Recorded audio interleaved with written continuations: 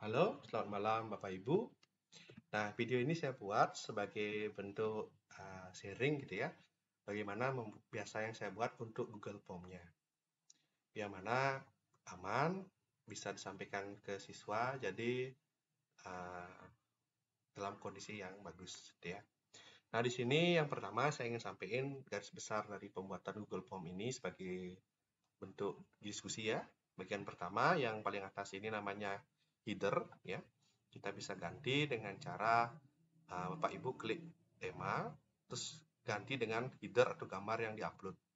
Nah, untuk resolusinya bisa Bapak Ibu buat adalah 1000 pixel kali 250 pixel. Silahkan didesain sendiri, tinggal diganti di sana. Terus kemudian bagian satu, ini namanya bagian kepala ya. Soalnya, judulnya apa, mata pelajaran kelas, program, hari, dan jam berapa. Terus bagian kedua adalah identitas peserta ujian, meliputi nama lengkap, kelas. Nanti untuk kelas ini gunakan multiple choice saja. Terus nama lengkap berupa teks dan nomor absen ini berupa uh, angka harusnya. Jadi bisa dikunci di sini. Kita tekan validasi berupa angka. Absen itu kan biasanya sampai 36 ya. Jadi kurang dari ya atau sama dengan kita paling banyak misalnya satu kelas saya itu 36, jadi kurang dari 37 dong angkanya kan gitu. Disesuaikan. Nanti kalau mau tidak ribet mungkin 40 jadi. Itu disesuaikan dengan jumlah siswa yang ingin ibu bapak tes. Terus petunjuk umum ini diisi dengan petunjuk kegiatan, berapa soal. Yang terpenting sih nomor 5 ya. Kalau ketika siswa dia menekan submit atau serahkan, maka jawabannya akan tersimpan yang ditandai dengan muncul pop-up bahwa data sudah direkam. Jadi kalau dia tidak rekam ini, jadi tidak terkirim ke kita. Terus yang terpenting, bagaimana membuat soal pilihan ganda. Bapak Ibu mungkin sudah terbiasa. Dan untuk simbolnya ini, pangkat ini bagaimana caranya buat. Kita membuat dulu di Microsoft Word mungkin. Terus gunakan simbol, karena ada pangkat 2, pangkat 5, pangkat 7, sampai pangkat 9. Jadi sangat mempermudah ya, tanpa menggunakan image ya. Seperti itu.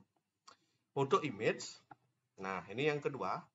Ini biasanya bermanfaat sekali pada guru matematika. Jadi ada soal seperti apa yang rumit, jadi bisa tinggal di screenshot, lalu diupload di sini. Nah, juga sangat berguna bagi Bapak Ibu guru yang mengajar bahasa Inggris, bahasa Indonesia, dan sejarah yang banyak ada artikelnya. Jadi caranya bagaimana? Mungkin saya hapus dulu ya.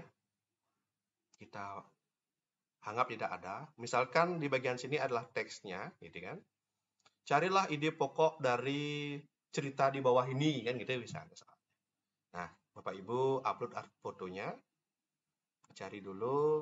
Nah, anggap ini adalah ceritanya. Ya, misalnya begitu. Jadi otomatis di sini akan terlihat tertampil ya. Kalau dibuka sama siswa, kalau dia memakai gadget, nanti akan disesuaikan dengan ukuran gadgetnya. Jadi jangan masalah. Terus kalau Bapak Ibu ingin ganti, ditekan di sini ada titik 3, dipilih ubah. Nah, begitu misalnya. Jadi ini sangat berguna. Terus terkait screenshot ya Bapak Ibu. Jadi kalau Bapak Ibu men-screenshot soal satu-satu kan capek ya. Kalau misalnya buat 30 kan. Nah, jadi bisa menggunakan aplikasi yang saya gunakan ini yang berwarna kayak logo, bentar ya. Berlogo seperti bulu ini. Ini namanya Likeshoot ya, Bapak Ibu, namanya Likeshoot. Mungkin saya tuliskan dulu. Namanya Likeshoot. Kecil ya, cuma berapa MB gitu. Silahkan di-download, dia ini gratis ya. Keunggulannya seperti apa? Mari kita tunjukkan keunggulannya gitu ya. Keunggulannya seperti ini. Jadi ketika saya ingin men-screenshot, anggaplah saya punya artikel ya. Anggaplah saya punya artikel, misalnya apalah ya, sembarang lah ya. Misalnya kita ingin satu artikel. Nah, misalnya apa kayak artikel rumus matematika gitu ya. Apapun gitu. Nah, misalnya yang ini deh. Nah, tentang detik.com. Jadi Bapak Ibu tinggal tekan ini, tes, lalu di drag, misalnya ini dikotakin gitu misalnya. Lalu tekan Ctrl C di komputer. Nah, di sini ini biasanya berlaku di Windows 10 ya. Jadi misalnya saya ingin ngasihin gambar, misalnya Apakah simul pangkat-pangkat ini? Nah, ini gambarnya ada misalnya ilustrasi tentang simul itu. Nah, caranya, saya ulang pelan-pelan, saya kembali lagi ya. Nah, ini akan muncul di clipboard. Nah, ulang ya. Jadi caranya sama, ini logo ini diklik. Nah, langsung masuk kan? Saya ulang ya. Jadi saya hapus dulu. Nah, ini ada logo gambar, diklik.